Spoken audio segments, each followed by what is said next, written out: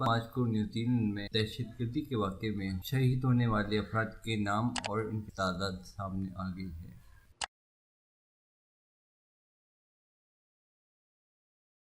ذرائع کے مطابق 15 تاریخ کو ہونے والے واقعے میں تقریباً 49 لوگ شہید ہوئے، لیکن پولیس کا کہنا ہے کہ تقریباً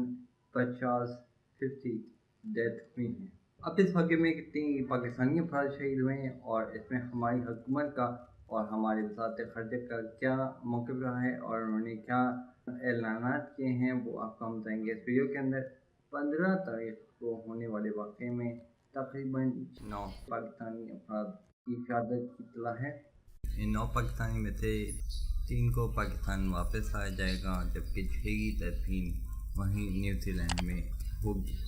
ذرائع کے مطابق دفتر خارجہ کا کہنا ہے کہ شہید ہونے والے افراد میں 48 سالہ نعیم جو کہ 2009 میں اپنی پورے خاندان کے ساتھ نیوزی لینڈ میں شفٹ ہو گئے تھے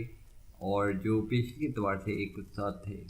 اور ان کے 21 سالہ بیٹی طلحہ نعیم شامل ہیں۔ اس واقعے میں جو لوگ شہید ہوئے ہیں وہ اپنی مراد کو پا گئے اور ان کی زندگی کامیاب ہو گئی، کیونکہ اسلام کی خاطر انہوں نے جان دی، اور ان کا قصور اتنا تھا کہ وہ اللہ پر جو وحدہ لا شریک ہے اس پر ایمان لائے۔ تو